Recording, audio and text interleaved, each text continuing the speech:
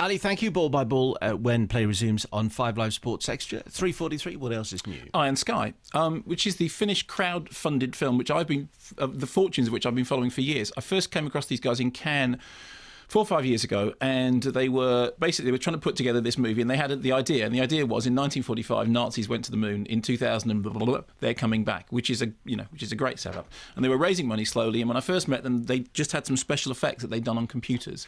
And then the next year I met them, they had some more special effects, and then they were talking about actually getting them. Finally they got a cast together. It ends up with Udo Kier, he from Flesh for Frankenstein and other sort of cult movies. And finally they get the thing made. So the story is 1945 Nazis went to the moon, but their technology hasn't moved on from 1945. They've got some flying saucers which they could use to come back to Earth, but they don't have supercomputers enough to make the supercomputers that they discover is when a spaceship from the Earth lands on the moon, bringing with it a mobile phone, which is the supercomputer they need. Anyway, here's a clip. Ich glaub Sauerkraut. Schon wieder? Hey. Das darf doch wohl nicht wahr sein. Hey. Glaubst du, der Führer isst Sauerkraut. auch dreimal die Woche Sauerkraut? Right? No. I love me some sauerkraut. And Volkswagen. Huh? Fahrvergnügen. Hey! German words, right? It's as if, like, where I come from, we speak German, too. You know what I'm saying? Oh. Damn, you're gonna be sorry you did that, white boy. Do you know what that sounds like? Go on. Hitchhiker's Guide to the Galaxy. The original radio series. Yeah. That's Okay. what it sounds All right. like. Well, that's not the funniest clip in the world. And there was this gag about, Finnish comedy, it's no laughing matter. I have to say, actually, there are things in the movie that are a lot funnier than that. So the central idea is that they've been up there on the moon. There's a whole new generation, and they know nothing about actually the history of how they got there. And have been brought up actually to think that they're very peaceful. So their slogan is, "We come in peace." They've also been shown, and this is actually one of the smartest gags, they've been shown an edited version of The Great Dictator. We were talking about The Dictator, the Charlie Chaplin film. But the bit they've been shown is the bit of Chaplin bouncing around the world, but they haven't seen the rest of the movie. They think it's a celebration until finally they're going to get in spaceships and come back. Now, here's the thing with Iron Sky.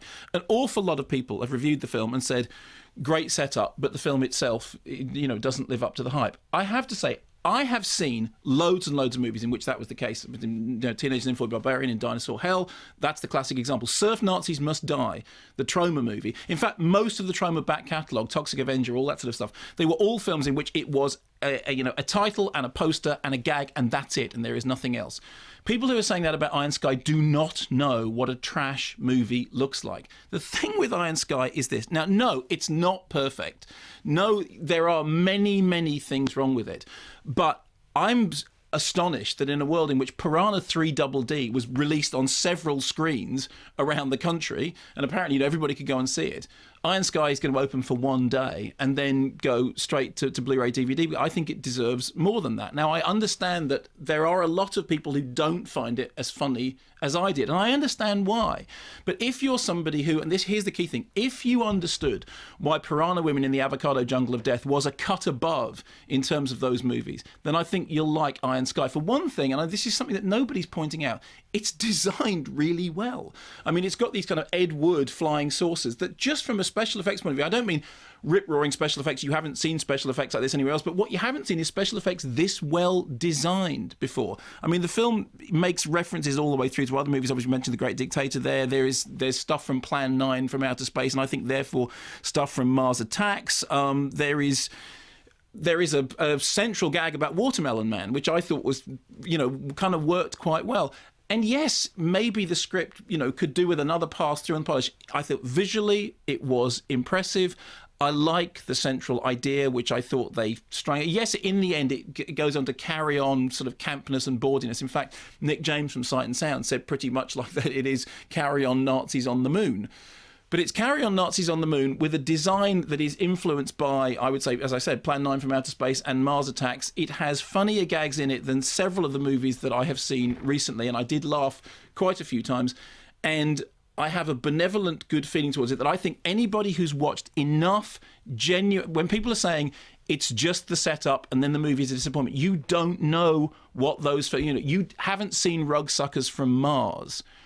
Believe me, the film... is much, much better than many people give it credit for. Yeah, no, not perfect, but I think, honestly, if you gave me a choice of seeing Piranha 3 Double D and this, or, you know, Mega Piranha versus Giant Octopus and all those movies, which are the Asylum movies, which are boring as anything, this is not that. It's better than that.